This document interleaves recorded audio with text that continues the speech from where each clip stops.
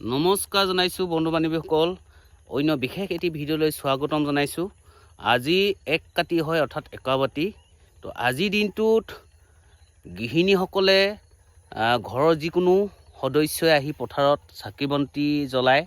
তো আজিৰ দিনটোত মই আপোনালোকক দেখুৱাইছোঁ, সেই দূৰত কোনোবাই আহি চাকি বন্তি জ্বলোৱা কামখিনি আৰম্ভ কৰিলে বা কৰিয়ে আছে এতিয়া। কাতি বিহুটো আচলতে আমাৰ বিশেষকৈ অসমীয়া সমাজৰ বাবে খুব এটা আৱেগেৰে ভৰপূৰ হৈ উঠা এটা বিহু, কিয়নো আজিৰ দিনটোত আমাৰ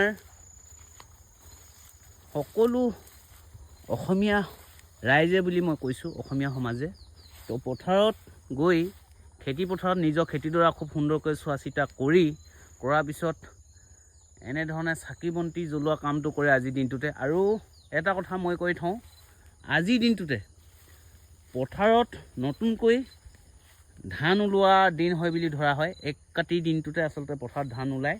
মই সেইখিনিও আপোনালোকক দেখুৱাম। আজিৰ দিনটোত ধান ওলাইছে আচলতে, কিছুমানটো অকণমান শেহতীয়া হোৱাৰ কাৰণে কিছুমানে ওলোৱা নাই। মই অকণমান পথাৰ ফালৰ পৰা আহিলোগৈ, আহি মেলি এতিয়া উভতি আহিছোঁ এইটো ছাইডে। এই ঠাইডোখৰলৈ অলপ মন কৰক, খুব এটা আমাৰ স্মৃতি জড়িত হৈ থকা এই ঠাইখন হয়। আমি আগতে এই ঠাইডোখৰক পথাৰৰ মাজমজিয়াত থকা এডোখৰ ঠাই, মানে চবফালে জংঘল আছিল, মাজতে এনেধৰণে অকণমান প্ৰায় 1-1.5 বিঘামান মাটি মুকলি হৈ আছিলে আগতে। আজিকালিতো যথেষ্ট মুকলি হৈ গ'ল। তো খুব অটব্য অৰণ্য আছিলে ইয়াত বিভিন্ন ধৰণৰ পশু পক্ষী জন্তু জানোৱাৰো থাকিছিল। বিশেষকৈ এই আমাৰ শিয়ালটো ইয়াত আমি এনে আহোঁ আৰু খেদি কৰিবলৈ আহোঁ। তো শিয়ালকতো কোনো ধৰিবও নোৱাৰে, নে কিবা ভাল লাগে। আমি 10-12জন মিলি আগৰ কথা কৈছোঁ, ল'ৰালি দিনৰ কথা কৈছোঁ, 10-12জন আহি এনেধৰণে এই ডাঙৰ যিখন অটব্য অৰণ্য আছিলে, সেই অৰণ্যখনত আচলতে শিয়াল থাকে। আমি চাৰিওফালে ঘেৰাও কৰি চাওঁ, মানে তাতকৈ আগতীয়াকৈ মানে পলাই গুচি যায়গৈ। তো এইটোৱে মই দেখাইছোঁ আপোনালোকক। এইটো এই অটব্য অৰণ্যৰ মাজেৰে ঠেক লুংলুঙীয়া ৰাস্তা। আজিকালিতো খুব মুকলি হৈ থাকিলে। কোনোবাই ঔটেঙা পাৰি আছে নে কি হৈছে জানো, নে বান্দৰে জানো, কোন আছে ইয়াত এই গছজোপাত?